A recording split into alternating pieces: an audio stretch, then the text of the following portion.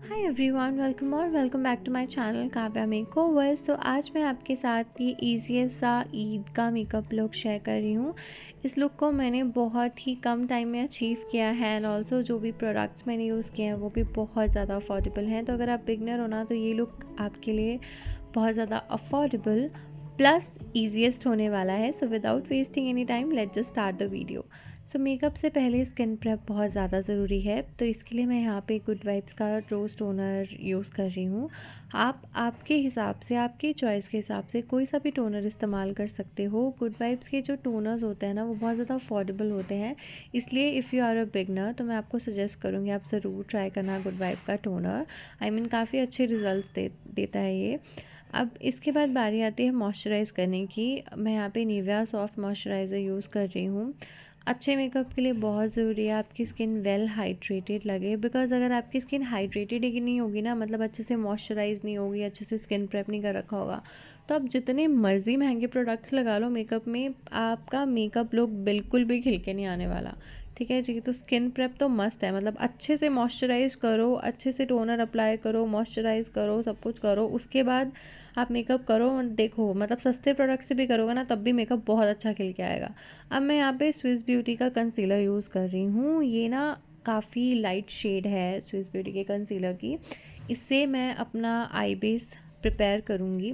देखो जब भी आपको आई मेकअप करना होता है ना तो उससे पहले बहुत ज़रूरी है आप आई प्राइमर या फिर आई बेस या कोई भी लाइट शेड का कंसीलर उसे अपनी आईज़ को अच्छे से सेट करो। बिकॉज़ इससे क्या होता है ना कि आपका जो आई मेकअप है वो और ज़्यादा निखर के आता है। ठीक है, तो मैं यहाँ पे स्विस ब्यूटी का कंसीलर यूज़ कर रही हूँ। मैंने पहले कंसीलर अप्लाई किया, देन उसके बाद मैंने स्मॉल ब्यूटी ब्लेंडर से उस कंसीलर को अच्छे से ब्लेंड किया। आप वैसे अगर आपके पास बड़ा ब्यूटी ब्लेंडर आप उससे भी ब्लेंड कर सकते हो, बट मुझे ऐसा लगता है कि बड़ा ब्यूटी ब्लेंडर ना बहुत ज़्यादा जगह घेर लेता है एंड आपका कंसीलर अच्छे से ब्लेंड नहीं होता। बिकॉज आइज़ पे कितना ही एरिया होता है, छोटा सा तो एरिया होता है, तो इसलिए स्मॉल ब्यूटी ब्लेंडर्स का यूज़ करना। देन उसके बाद मैं सेट करने के लिए यहाँ पे मैंने स्विस ब्यूटी का लूज़ पाउडर यूज़ किया है। अब अगर आप कंसीलर अप्लाई कर रहे हो ना तो उसे सेट करना भी ज़रूरी है, अदरवाइज़ जो है ना आपके आईज़ में लाइंस पड़ जाती हैं एंड कंसीलर लाइन में फंस जाता है, जिसकी वजह से आपका आई मेकअप बिल्कुल भी अच्छा नहीं लगता है। तो बस कंसीलर अप्लाई करो, उसे ब्यूटी ब्लेंडर से अच्छे से ब्लेंड करो। उसके बाद लूज़ पाउडर की हेल्प से इस तरह से डैब डैब करके आपको आपके कंसीलर को अच्छे से सेट कर लेना है। उसके बाद ही आपको आपका आई मेकअप जो है स्टार्ट करना है। ठीक है, तो अब बारी आती है आई मेकअप की। आई मेकअप के लिए मैंने यहाँ पे मार्स के आई शेडो पैलेट्स यूज़ किए हैं। मतलब अगर आपने यूज़ किया है मार्स का आई शेडो पैलेट तो आई एम श्योर आपको पता होगा ये कितने अच्छे हैं। ठीक है, अगर आपने नहीं किए हैं तो मैं आपको बोल रही हूँ, अगर आप बिगनर हो ना, आप बहुत ज़्यादा महंगे आई शेडो पैलेट्स पे नहीं इन्वेस्ट करना चाहते, तो आप ना एक बार मार्स का आई शेडो पैलेट ज़रूर ट्राई करना। इनकी पिगमेंटेशन भी अच्छी है और प्लस अफोर्डेबल भी है। ठीक है, तो इसमें से मैंने ये लाइट ब्राउन शेड पिक किया है। लाइट ब्राउन शेड से मैं अपनी क्रीज़ को डिफ़ाइन करूँगी, मतलब बेसिकली मैं अपनी आइज़ को कंटूर करूँगी। मैं एक फ़ेक क्रीज़ दिखाऊँगी बिकॉज़ मेरा आईलिड एरिया उतना बड़ा नहीं है, मेरी आइज़ बहुत छोटी हैं, तो उसके लिए ज़रूरी है कि मैं अपने आइज़ को ना अच्छे से कंटूर करूँ सो दैट मेरा आईलिड एरिया जो है, स्पेस आई का जो है आईलिड का, वो थोड़ा सा बड़ा दिखे, कुछ लगे कि हाँ आई मेकअप किया है। ठीक है, तो लाइट ब्राउन शेड से मैं इस तरह से अच्छे से कंटूर करूँगी, अच्छे से कलर को ब्लेंड करूँगी। सी आई मेकअप ना ब्लेंडिंग का खेल है, अगर आपकी ब्लेंडिंग अच्छी है ना तो आपका आई मेकअप बहुत ही ज़्यादा अच्छा लगता है। ठीक है, तो आपको तब तक ब्लेंड करते जाना है जब तक आपको आपके हिसाब से, आपकी पसंद के हिसाब से आपको आपका आई लुक ना लग जाए। ठीक है, तो बस मैं धीरे धीरे कलर लेकर इस तरह से ब्लेंड करूँगी। उसके बाद मैं शिमर लगाऊंगी। शिमर के लिए मैंने अगेन मार्स का शिमर पैलेट यूज़ किया है। मार्स के सारे प्रोडक्ट्स अच्छे हैं यार, आईज़ वाले प्रोडक्ट तो अच्छे हैं ही हैं और इनकी पिगमेंटेशन भी बहुत अच्छी है। तो यहाँ पे मैंने कॉपर एंड रोज़ गोल्ड इन दो शिमर्स को मिक्स करके अपने आईलिड के सेंटर में मैंने शिमर अप्लाई किया है फिंगर की हेल्प से। आप ब्रश की हेल्प से भी कर सकते हो, बट फिंगर की हेल्प से काफ़ी अच्छे से अप्लाई हो जाता है। उसके बाद मेरा ग्लिटर्स लगाने का मन था। ग्लिटर्स के लिए मैंने ग्लो गेम की ग्लिटर्स इस्तेमाल की हैं। इंस्टा पे इनका पेज है, वहाँ से आप ख़रीद सकते हो। सबसे पहले मैंने जो है ग्लिटर ग्लू अप्लाई किया अपने आईलिड पे, देन ब्रश की हेल्प से मैंने इस तरह से ग्लिटर्स पिक की एंड उन्हें मैंने अपनी आईज़ के आईलिड के सेंटर में इस तरह से अप्लाई करना शुरू किया। एंड ग्लिटर्स लगा के मतलब क्या सही लगती हैं। पता नहीं यार कैमरे पे इतना कैच हो पाता है नहीं, बट जब आप रियल में ग्लिटर्स लगाते हो ना अपनी आइज़ पे, बहुत ही खूबसूरत लुक आता है। और जब स्पेशल ओकेजन हो, स्पेशल फेस्टिवल हो, तब ग्लिटर्स लगा के ना आपका आई लुक काफ़ी अच्छा लगता है। बस उसके बाद मैंने यहाँ पे मेरी आईलैशेस को सेट कर लिया अच्छे से ग्लिटर्स लगाने के बाद। एंड जब आप आईलैशेस लगाते हो ना, उसे इस तरह से प्रेस ज़रूर कर लीजिएगा, अदरवाइज़ ना कभी कहीं से निकल रही होती है कभी कहीं से। तो इस तरह से अच्छे से अपनी जो है आईलैशेस को आप सेट कर लीजिए। आप चाहो तो अवॉइड भी कर सकते हो, सिर्फ मस्कारा से भी काम चला सकते हो। उसके बाद लाइनर के लिए मैंने यहाँ पे प्लूम का लाइनर यूज़ किया है। देखो अगर आप बिगनर हो, अगर आप प्रोफेशनल हो, दोनों ही केस में ना आप प्लूम का लाइनर पे ट्रस्ट कर सकते हो। आई मीन ये वाटरप्रूफ है और अच्छा भी है। इसके बाद मैं मस्कारा के लिए यहाँ पे मेबेलिन का मस्कारा यूज़ कर रही हूँ। ये वाटरप्रूफ मस्कारा है एंड ट्रस्ट मी यार, जो ये क्लेम करता है ना कि ये वाटरप्रूफ है, ये सच में है। मतलब काफ़ी अच्छा मस्कारा है। तो बिगनर्स के लिए तो भैया मतलब बेस्ट है, लिटरली बेस्ट है, अफोर्डेबल है, बेस्ट है, रिजल्ट्स अच्छे हैं। तो आप ज़रूर ज़रूर ट्राई करना। मस्कारा अप्लाई करने के बाद अब आई मेकअप तो हमारा डन हो गया, ठीक है। अब आई मेकअप करने के बाद देखो अगर आप ग्लिटर्स लगाते हो ना, या फिर आप आई शेडो भी यूज़ करते हो, तो समटाइम्स क्या होता है ना, आपकी स्किन पे जो है, फेस पे जो है ना, फॉल आउट हो जाता है बहुत ज़्यादा, ठीक है। अब ऐसे में अगर आप फाउंडेशन अप्लाई करोगे तो वो बहुत ही बेकार लगेगा। तो इसलिए सबसे पहले आप अपने फेस को क्लीन कर लेना वेट वाइप्स की हेल्प से अच्छे से, ठीक है। अब बारी आती है प्राइमर लगाने की। मेकअप से पहले प्राइमर बहुत ज़रूरी है। तो मैं यहाँ पे इनसाइड का 3-in-1 प्राइमर यूज़ कर रही हूँ। अगर आपकी ऑयली स्किन है ना, तो आपके लिए तो मतलब बेस्ट है, ले लो। मतलब देखो आपके पोर्स को बहुत ज़्यादा तो बंद नहीं करता है, ये बहुत ज़्यादा क्लोज तो नहीं करता अगर आपके बहुत ही ज़्यादा ओपन पोर्स हैं, बट या स्टिल आपके पोर्स को काफ़ी हद तक ये ब्लर आउट कर देता है। एंड एक चीज़ और, जब आप प्राइमर अप्लाई करते हो ना, प्राइमर को कभी भी ना आपको रगड़ रगड़ के अप्लाई नहीं करना होता है। जैसे आप मॉइस्चराइज़र के केस में फेस को धो के रख देते हो ना, वैसे आपको प्राइमर अप्लाई नहीं करना होता है। प्राइमर को आपको हल्के डैबिंग मोशन में अपने पोर्स में इस तरह से डैब करना होता है, अपनी स्किन में डैब करना होता है, सो दैट वो आपके पोर्स को अच्छे से ब्लर आउट कर पाए। अब मैं यहाँ पे स्विस ब्यूटी का कंसीलर यूज़ कर रही हूँ। ये वाला कंसीलर मेरी स्किन के शेड से 1 से 2 शेड डार्कर है। अब मैंने अपनी स्किन शेड से 1 से 2 शेड डार्कर कंसीलर क्यों यूज़ किया है, लेट मी एक्सप्लेन यू। देखो मेरे फेस पे बहुत ज़्यादा पिगमेंटेशन नहीं है, बट स्टिल हल्की फुल्की पिगमेंटेशन है, जो कि कम्प्लीटली नेचुरल है, सबके फेस पे होती है। ऐसे केस में आपको आपकी स्किन के शेड से 1 से 2 शेड डार्कर कंसीलर लेना है एंड उसकी हेल्प से अपनी पिगमेंटेशन को कैंसिल आउट करना है, ठीक है। बट अगर आपको लगे कि आपके फेस पे पिगमेंटेशन बहुत ज़्यादा है, तो उस केस में आप ऑरेंज करेक्टर लीजिए एंड उससे अपनी पिगमेंटेशन को कैंसिल आउट कीजिए। बट फाउंडेशन से पहले अपनी पिगमेंटेशन को आपको कैंसिल आउट करना बहुत ज़रूरी है।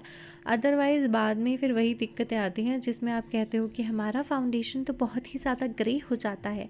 वो इसीलिए हो जाता है क्योंकि आप अपनी पिगमेंटेशन को कैंसिल आउट नहीं करते हो बहन। तो पिगमेंटेशन को कैंसिल आउट करना बहुत बहुत ज़्यादा ज़रूरी है, ठीक है जी। उसके बाद ही आप फाउंडेशन अप्लाई कीजिए। सो अब फाउंडेशन के लिए मैं यहाँ पे एले गर्ल का प्रो फाउंडेशन यूज़ कर रही हूँ। मैं ये तो नहीं कहती कि बहुत ज़्यादा अफोर्डेबल है, मतलब 400-500 की रेंज में है, नहीं ऐसा नहीं है। बट येस ये काफ़ी अच्छा है। ये 1000 की रेंज में मे बी आपको मिल जाएगा, वैसे भी डिस्काउंट चलते रहते हैं। बट ये काफ़ी अच्छा फाउंडेशन है, मतलब अगर आप लोगे ना, आप मुझे 4-5 बार आई लव यू तो बोल ही दोगे। लिटरली काफ़ी अच्छा फाउंडेशन है। बस इस तरह से मैंने 2 पंप फाउंडेशन लिया। उसके बाद मैं फ्लैट ब्रश की हेल्प से डैब डैब कर कर फाउंडेशन को अप्लाई करूँगी, ठीक है। देखो आप ब्रश कोई भी यूज़ करो, फ्लैट ब्रश यूज़ करो, जो काबुकी ब्रश होते हैं वो यूज़ करो, बट फाउंडेशन को ना आप डैब डैब करके ही लगाओ स्किन में। कभी भी ना उसको घसीटो मत, जैसे पोंछा लगाते हैं ना वैसे मत घसीट के लगाना, हमेशा डैब करके फाउंडेशन को लगाना। एंड येस, जब आप फाउंडेशन अप्लाई करते हो ना, प्लीज़ अपना नेक और अपनी ईयर्स को मत भुला कीजिए। ऐसे में ना मतलब बहुत ही अजीब लगता है मेकअप। फिर वही होता है कि आप शादियों में जाते हो, लोग कहते हैं अरे इसका तो फेस ही फेस चमक रहा है, अरे इसकी तो गर्दन ऐसी है वैसी है। वो इसीलिए कहते हैं क्योंकि आप फेस चमका लेते हो, बट आप पता नहीं क्यों अपनी नेक और ईयर्स के साथ दुश्मनी पाल लेते हो, ठीक है। तो आपको फाउंडेशन को अपनी नेक एंड ईयर्स पे भी ज़रूर अप्लाई करना है, तभी ओवरऑल मेकअप आपका एकदम मैच लगता है और एकदम अच्छा लगता है। तो बस फाउंडेशन ब्रश की हेल्प से लगाने के बाद आपको ब्यूटी ब्लेंडर से इस तरह से फाउंडेशन को अच्छे से ब्लेंड कर लेना है, ठीक है। यहाँ पे अपने हाथों की स्पीड को आपको थोड़ा तेज़ रखना है, बिकॉज़ अगर आप एकदम ही ढीलमती बनकर, फूलमती बनकर अपनी फाउंडेशन को ब्लेंड करेंगे ना, तो आपका फाउंडेशन टोटली ड्राई हो जाएगा, देन पैचेस पड़ जाएंगे। ठीक है। तो अपने हाथों की स्पीड को बढ़ाइए और अपने फाउंडेशन को अच्छे से फटाफट से ब्लेंड कीजिए। एंड या अगर फिर भी आपको लगे आपका फाउंडेशन ड्राई हो रहा है, तो आप मेकअप फिक्सर अप्लाई कर लो ब्यूटी ब्लेंडर पे एंड देन ब्लेंड कर लो। उसके बाद मैं अगेन स्विस ब्यूटी का कंसीलर अप्लाई कर रही हूँ। यहाँ पे मेरे फेस के कुछ फीचर्स को हाईलाइट करने के लिए मैं स्विस ब्यूटी का कंसीलर यूज़ कर रही हूँ। ये उनका लाइटेस्ट शेड है कंसीलर का। अब फेस के कुछ फीचर्स को हाईलाइट करना ज़रूरी इसलिए होता है ना, बिकॉज़ अगर आप ऐसा नहीं करोगे ना, तो आपका फेस मतलब कुछ ज़्यादा ही प्लेन लगता है, मतलब सब कुछ ही सेम सेम सा लगता है। ठीक है। अब कुछ फीचर्स ऐसे होते हैं जिन्हें हाईलाइट करना बहुत ज़्यादा ज़रूरी होता है, जैसे कि आपका अंडर आई एरिया हो गया, आपका क्यूपिड बो हो गया, आपके नोज़ का ब्रिज हो गया, आपके फॉरहेड का सेंटर हो गया। तो इन एरियाज़ पे आपको लाइट कंसीलर अप्लाई करना है एंड उसे ब्यूटी ब्लेंडर की हेल्प से अच्छे से ब्लेंड करना है। बस एक चीज़ याद रखिए, जब आप लाइट कंसीलर को फेस हाईलाइटिंग के लिए यूज़ करते हो ना, तो पूरे फेस पे मत हाईलाइटिंग किया करो। जहाँ जहाँ पे कंसीलर अप्लाई किया ना, जिस जिस एरिया पे, बस उस एरिया पे ही आपको ब्लेंड करना होता है। तो पूरे फेस को एक्स्ट्रा वाइट पुट्टी देने की ज़रूरत नहीं है। ठीक है। और जब आप अंडर आई एरिया में ब्लेंड करते हो, तो इस तरह से अच्छे से उसे ब्लेंड कीजिए। क्रीजेस में ध्यान रखें कि आपका कंसीलर ना फंसे, क्योंकि ऐसे में फिर आपकी जो लाइंस होते हैं ना अंडर आई के नीचे, वो और ज़्यादा विजिबल होती हैं। तो कंसीलर को आपको अच्छे से ब्लेंड करना है। ठीक है। इस तरह से इसे ब्लेंड कर लीजिए। देन उसके बाद अभी हमारा सारा लिक्विड ही काम चल रहा है, क्रीम का काम चल रहा है, क्रीम प्रोडक्ट्स का। तो मैं यहाँ पे ब्लशर जो है वो यूज़ कर रही हूँ लवर्थ का क्रीम ब्लश। ठीक है। एंड इसकी भी पिगमेंटेशन यार बहुत अच्छी है। ये ना आपको नायका वगैरह पे मिल जाएगा, अफोर्डेबल भी है। ठीक है। तो अगर आपको 500-600 वाले क्रीम ब्लशेस पे नहीं इन्वेस्ट करना है, तो आप लवर्थ के इस वाले क्रीम ब्लश पे मतलब इन्वेस्ट कर सकते हो। ये बेसिकली लिप एंड चिक टिंट है। ओके। बट इसका फॉर्मूला काफ़ी क्रीमी है एंड ये लगाया हुआ भी बहुत ज़्यादा अच्छा लगता है एंड इसका स्टे भी काफ़ी लंबा है, काफ़ी अच्छा है। सो या अगर आप बजट में ढूंढ रहे हो ना क्रीम ब्लश, तो आप डेफिनेटली ये वाले ट्राई कर सकते हो। तो इस तरह से मैं क्रीम ब्लश लगाने के बाद ब्यूटी ब्लेंडर से इसे ब्लेंड कर दूँगी एंड इस तरह से अच्छे से आपको ब्लेंड कर लेना है। पता है क्या, अगर आप क्रीम ब्लश लगाते हो ना, उसके ऊपर आप पाउडर ब्लश लगाते हो, तो आपके ब्लश का स्टे बढ़ जाता है। तो अब मैं यहाँ पे स्विस ब्यूटी का लूज़ पाउडर यूज़ कर रही हूँ अपने पूरे फेस को सेट करने के लिए। वैसे आप कॉम्पैक्ट भी यूज़ कर सकते हो, बट पता नहीं क्यों मेरा इन दिनों लूज़ पाउडर के साथ बहुत ही ज़्यादा याराना हो गया है। प्लस ये स्विस ब्यूटी का लूज़ पाउडर सच में बहुत अच्छा है, तो उससे मैंने पूरे फेस को सेट किया। देन उसके बाद मैंने आई मैजिक का ब्लश पैलेट लिया, इसमें मैं 2 शेड्स को मिक्स करके ब्लश लगा रही हूँ। सी, सबसे पहले मैंने क्रीम ब्लश लगाया, देन फेस को सेट करने के बाद अब मैं पाउडर ब्लश लगा रही हूँ। एंड ट्रस्ट मी, ऐसा करने से ना आपके ब्लश का स्टेज सच में भैया बहुत ज़्यादा बढ़ जाता है। ठीक है जी। तो अब मैं अपने फेस को करूँगी कॉन्टोर। मैं शुगर की पैलेट यूज़ कर रही हूँ। See, I am not a very big fan of contouring या हैवी कॉन्टोरिंग की, मैं उतनी ज़्यादा बड़ी फ़ैन नहीं हूँ, जबकि मेरा फेस बहुत चबी फेस है और मुझे कॉन्टोरिंग की सख्त ज़रूरत है। बट स्टिल मैं सॉफ्ट कॉन्टोरिंग करती हूँ। तो अगर आपका फेस भी मेरी इतना चबी है ना, तो अगर आपको हैवी कॉन्टोरिंग नहीं पसंद, तो आप ज़ाहिर सी बात है सॉफ्ट कॉन्टोरिंग कर सकते हो। पूरे फेस को सेट करने के बाद आप कोई भी अपना फेवरेट ब्रॉन्ज़र या कॉन्टोर ले लो एंड उसे इस तरह से हल्का हल्का अपने फेस को कॉन्टोर कर लो, उससे भी काफ़ी अच्छा इफ़ेक्ट आएगा। बेसिकली कॉन्टोरिंग से आपकी जो फेस की फीचर्स है ना, वो और ज़्यादा निखर के आते हैं। आपके फेस को ना एक स्ट्रक्चर मिल जाता है, मतलब लगता है कि हाँ आपके फेस में कुछ है, एक स्ट्रक्चर मिल जाता है। सो अब मैं बारी आती है आईब्रोज़ को सेट करने की। तो मैं आईब्रोज़ को सेट करने के लिए यहाँ पे पैक का आईब्रो एनहेंसर यूज़ कर रही हूँ। काफ़ी अच्छा है ये भी, मतलब अगर एक बार इन्वेस्ट करोगे तो तरह तरह के आईब्रो एनहेंसर्स पे आप शिफ्ट नहीं होगे। काफ़ी अच्छा है। तो बस इस तरह से हल्के हल्के स्ट्रोक्स में आपको आपकी आईब्रोज़ को फिल करते जाना है एंड स्पूली से इस तरह से उसको सेट करते जाना है। अब आई मेकअप हमने डन कर लिया था, आईब्रोज़ हमने डन कर ली थी। एक चीज़ रह गई थी जो थी अंडर आई शेडिंग। जी हाँ, अंडर आई में भी शेडिंग करना बहुत ज़्यादा ज़रूरी है। बस आपको क्या करना है कि आपने जिस कलर का आई शेडो लगाया था ना, आपको उसी आई शेडो को ब्रश की हेल्प से अपने लोअर लैशेस पे इस तरह से लगाना है, ठीक है। वैसे आप कोई और शेड भी लगा सकते हो, वो भी अच्छा लगता है। तो बस आपको इस तरह से हल्के हाथों से उसको अच्छे से ब्लेंड कर लेना है। बहुत ज़्यादा डार्क भी मत पिक कर लेना, बिकॉज़ ऐसे में आईज़ और ज़्यादा ड्रामेटिक लगती हैं। बट या हल्की बहुत ही शेड तो आपको देनी पड़ेगी। देन उसके बाद मस्कारा की हेल्प से मैं अपनी लोअर लैशेस को भी उस पर भी मस्कारा अप्लाई कर लूँगी, सो दैट वो मेरा आई लुक जो है और ज़्यादा खिल कर आएगा और ज़्यादा प्यारा लगेगा। अब बारी आती है न्यूड काजल अप्लाई करने की। सी मेरी आइज़ छोटी हैं तो मैं ब्लैक काजल कम प्रेफर करती हूँ, तो अगर आपकी आइज़ छोटी हैं तो आप न्यूड काजल अप्लाई कर सकते हो। बट अगर आपको लगता है कि यार कौन इन्वेस्ट करे, तो अगर आपके पास आपकी कोई क्रीम लिपस्टिक है ना, कोई सी भी जिसका ब्राउन कलर है, ब्राउन ही नहीं या फिर मतलब न्यूड शेड है, कुछ भी है, बस उस लिपस्टिक से आप उसको एज अ मतलब काजल आप यूज़ कर सकते हो, ठीक है। बस इस तरह से अप्लाई कर लो। उसके बाद अगर आपकी छोटी छोटी आइज़ है मेरी तरह, वो और अच्छी दिखेंगी, थोड़ी सी बड़ी दिखेंगी। अब मैं यहाँ पे ले रही हूँ वेट एंड वाइल्ड का हाइलाइटर। यार मतलब क्या कमाल का हाइलाइटर है, मतलब अफोर्डेबल तो है ही और इतना सही वाला है ना, ये इतना अच्छा ग्लो देता है, मैं क्या ही बताऊँ। मतलब आप खुद ट्राई करना, आपको पता चल जाएगा। अगर आपको महंगे हाइलाइटर्स पे नहीं इन्वेस्ट करना ना, आप वेट एंड वाइल्ड का हाइलाइटर लो, उसे इस्तेमाल करो, मतलब आपका काम एकदम मस्त बन जाएगा। अब मैं क्या करूँगी, मैंने ना बहुत ही पतले टिप वाला ब्रश लिया है एंड उसमें मैंने हाइलाइटर पिक करके इस तरह से अपने आइज़ के इनर कॉर्नर में अप्लाई किया है एंड अपने ब्राउ बोन पे अप्लाई किया है। आइज़ के जब आप इनर कॉर्नर पे हल्का सा हाइलाइटर लगाते हो ना, तो अगर आपकी छोटी छोटी आइज़ है ना, वो और ज़्यादा प्यारी दिखती है ना और ज़्यादा बड़ी दिखती हैं, ठीक है। तो अब बारी आती है हमारे लिप्स को थोड़ा सा सजाने की। तो मैं लिपस्टिक लगाने से पहले थोड़ा सा लिप लाइनर से अपने लिप्स को शेप दे रही हूँ।